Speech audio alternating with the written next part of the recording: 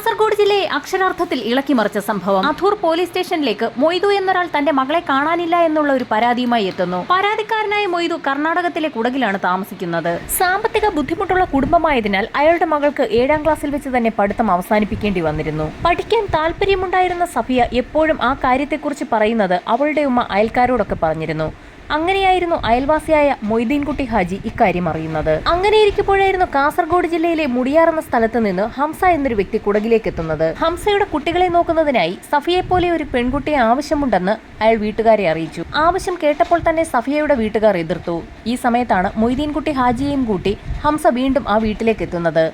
പഠിക്കാൻ താല്പര്യമുള്ള സഫിയയെ അവരുടെ വീട്ടിലെ ഒരു അംഗത്തെ പോലെ കണ്ട് പഠിപ്പിച്ച് വളർത്തിക്കൊള്ളാമെന്നും ഭാവിയിൽ അവളുടെ വിവാഹവും അവർ തന്നെ നടത്തിക്കൊള്ളാമെന്നും മൊയ്തീൻകുട്ടി ഹാജി സഫിയയുടെ വീട്ടുകാരെ അറിയിച്ചു. പഠനം നിലച്ചിരിക്കുന്ന സഫിയയെ വീണ്ടും പഠിപ്പിക്കാനായി ആളുകൾ രംഗത്തെത്തിയതോടുകൂടി അവളുടെ ഭാവി രക്ഷപ്പെടുമല്ലോ എന്ന് കരുതി മൊയ്തുവും ഭാര്യയും അവരുടെ മകൾ സഫിയയെ ഹംസയ്ക്കൊപ്പം കാസർഗോഡേക്ക് അയച്ചു. കർണാടകത്തിലും ഗോവയിലുമൊക്കെ കൺസ്ട്രക്ഷൻ സൈറ്റുകളുള്ള വ്യക്തിയായിരുന്നു ഹംസ. ഹംസയുടെ വീട്ടിൽ നിന്നും തന്റെ വീട്ടിലേക്ക് ഇടയ്ക്കിടയ്ക്ക് സഫിയ വിളിക്കാറുണ്ടായിരുന്നു. ആ സമയത്ത് തനിക്ക് അവിടെ നിൽക്കാൻ ബുദ്ധിമുട്ടുണ്ടെന്നുള്ള കാര്യമടക്കം അവൾ വീട്ടുകാരെ അറിയിച്ചിരുന്നു.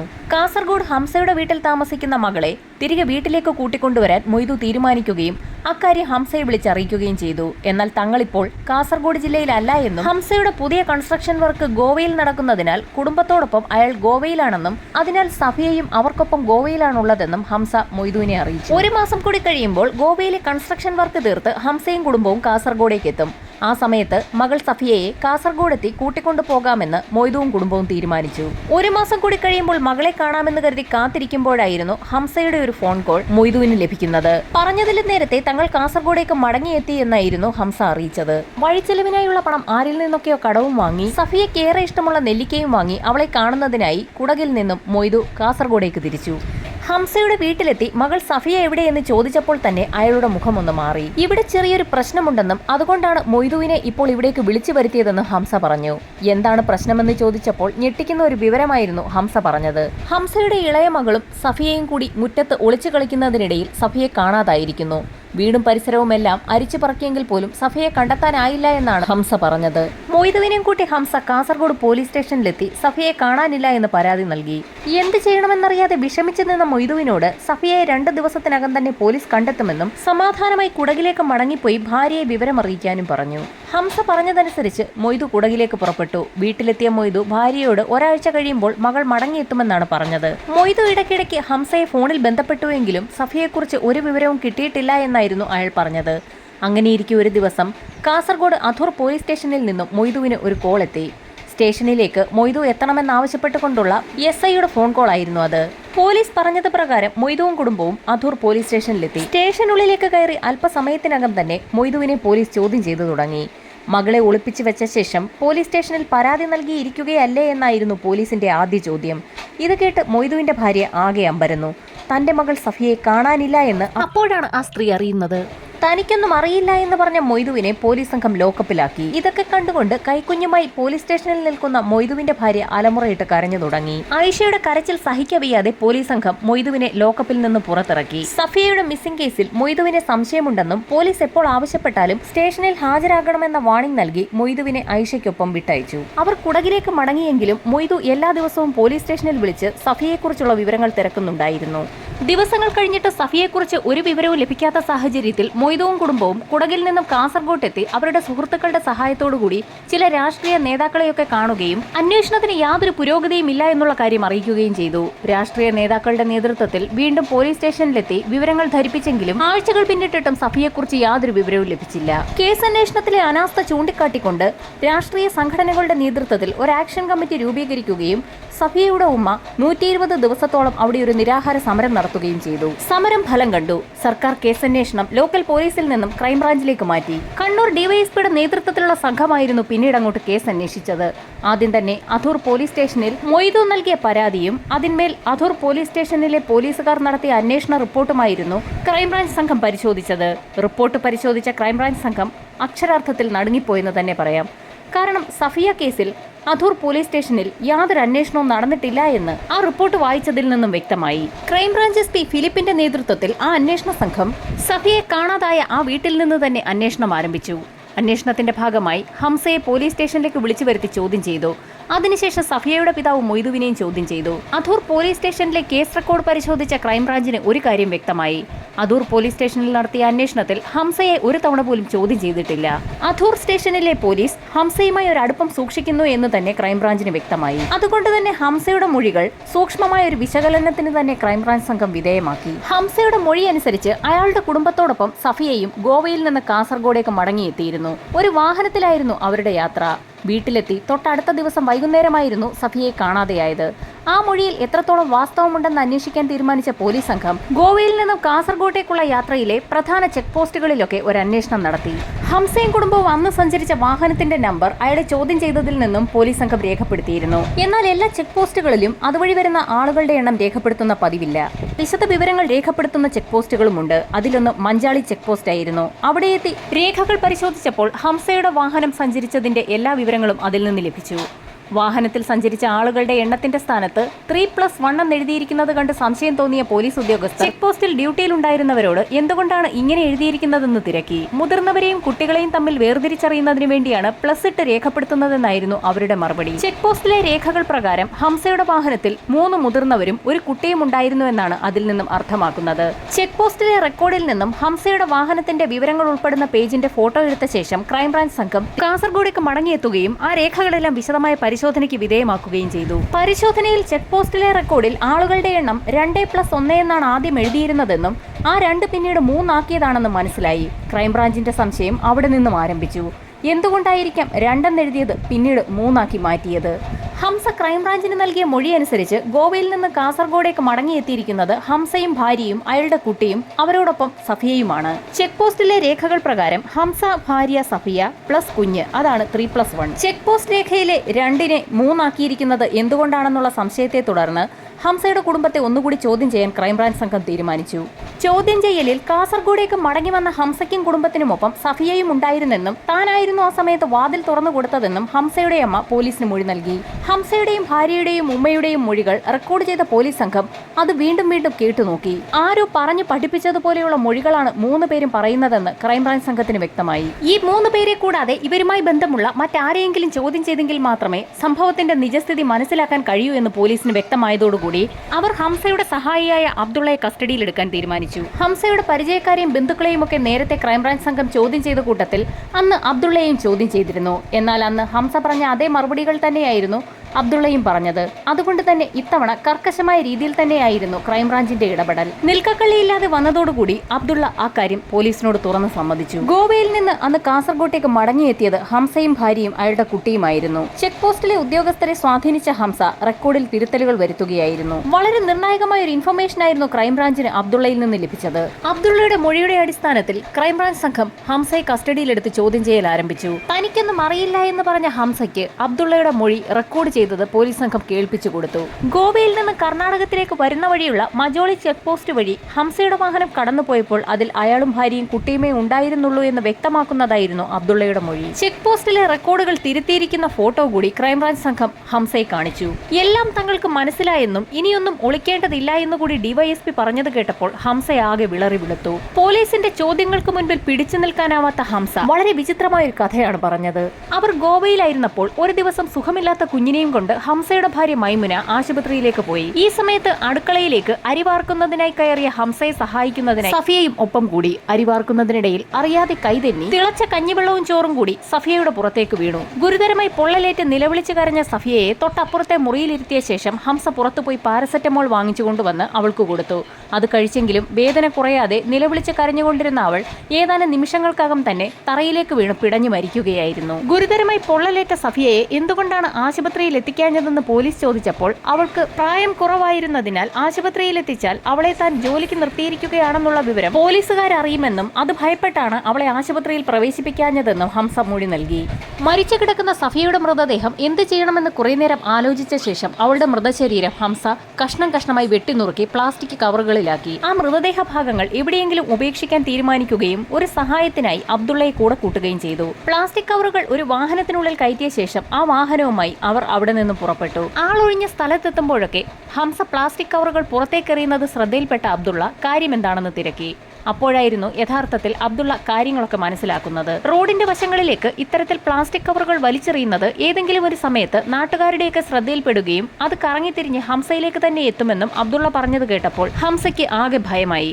എന്ത് ചെയ്യണമെന്ന് അപ്പോൾ തന്നെ ഇരുവരും കൂടിയാലോചന തുടങ്ങി. വലിച്ചെറിഞ്ഞ പ്ലാസ്റ്റിക് കവറുകളൊക്കെ തിരികെ എടുത്തുകൊണ്ടുവന്ന് വണ്ടിയിലാക്കിയ ശേഷം ഹംസയുടെ ഗോവയിലെ കൺസ്ട്രക്ഷൻ സൈറ്റിലേക്ക് എത്തുകയും അവിടെ പണി ചെയ്തുകൊണ്ടിരിക്കുന്നവരുടെ കൂട്ടത്തിൽ നിന്നും 2-3 തൊഴിലാളികളെ വിളിച്ചു വരുത്തി അവിടെ ഒരു സ്ഥലം കാണിച്ചു കൊടുത്ത ശേഷം ഒരു കിണർ കുഴിക്കാൻ ആവശ്യപ്പെടുകയും ചെയ്തു. ഹംസയുടെ നിർദ്ദേശപ്രകാരം ആ തൊഴിലാളികൾ വളരെ ആഴത്തിലുള്ള ഒരു കിണർ തന്നെ അവിടെ കുഴിച്ചു. പണിക്കാരവിടെ നിന്നും വൈകുന്നേരം പോയ ശേഷം ഹംസയും അബ്ദുള്ളയും അവിടേക്ക് എത്തുകയും കാറിൽ സൂക്ഷിച്ചിരുന്ന ആ കവറുകളൊക്കെ എടുത്ത് കിണറ്റിലേക്ക് ഇടുകയും ചെയ്തു. ശേഷം അവരിരുവരും ചേർന്ന് ആ കവറിന്റെ ഭാഗങ്ങളൊന്നും തന്നെ പുറത്തേക്ക് കാണാത്ത രീതിയിൽ കുറച്ച് മണ്ണ് അതിന് മുകളിലേക്ക് ഇട്ടു. പിറ്റേ ദിവസം പതിവ് പോലെ തന്നെ കൺസ്ട്രക്ഷൻ സൈറ്റിലേക്ക് ജോലിക്കാരെത്തി.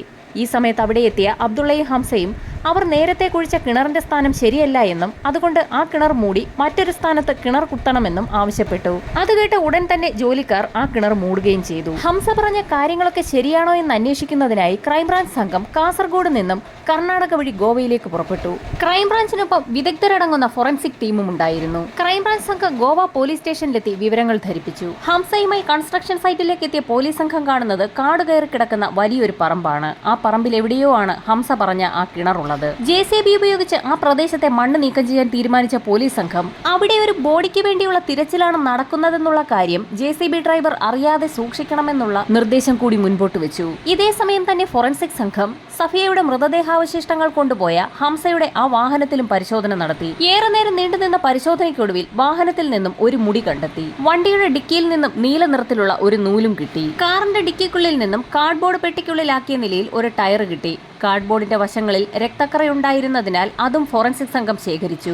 JCB ഉപയോഗിച്ചുള്ള തിരച്ചിലിൽ ആശാവഹമായ ഒന്നും തന്നെ കണ്ടെത്താനായില്ല. അങ്ങനെ സമയം വൈകുന്നേരമായപ്പോൾ JCB ഏതോ ഒരു തുണിയിൽ തട്ടിയതായി ഡ്രൈവർ വ്യക്തമാക്കി. തുണി വലിച്ചെടുത്തപ്പോൾ അത് നീല നിറത്തിലുള്ള ഒരു വസ്ത്രത്തിന്റെ ഭാഗമായിരുന്നു. ഹംസ നേരത്തെ ക്രൈംബ്രാഞ്ചിന് നൽകിയ മൊഴി അനുസരിച്ച് പൊള്ളലേറ്റ് മരണമടഞ്ഞ ശേഷം സഫിയയുടെ മൃതദേഹത്തിൽ നിന്നും വസ്ത്രങ്ങൾ പൂർണ്ണമായും ഊരിമാറ്റിയ ശേഷം മൃതദേഹങ്ങൾ കഷ്ണങ്ങളാക്കി മുറിച്ച് പ്ലാസ്റ്റിക് കവറിലാക്കുകയായിരുന്നു. പിന്നീട് എങ്ങനെയാണ് നീല നിറത്തിലുള്ള വസ്ത്രം അവിടെ കണ്ടെത്തിയതെന്നുള്ള പോലീസിന്റെ ചോദ്യത്തിന് അത് തന്റെ ഭാര്യ മൈമുനയുടെ സാരി വെട്ടിത്തയ്ച്ചുണ്ടാക്കിയ ഒരു പാവാടയാണെന്നും മൃതദേഹങ്ങൾ കവറിലാക്കിയ ശേഷം അതെല്ലാം കൂടി നീല നിറത്തിലുള്ള ആ പാവാട തുണിക്കുള്ളിൽ വാരിക്കെട്ടിയായിരുന്നു കൺസ്ട്രക്ഷൻ സൈറ്റിലുള്ള കിണറ്റിനുള്ളിൽ നിക്ഷേപിക്കാൻ അവിടേക്ക് കൊണ്ടുവന്നത്.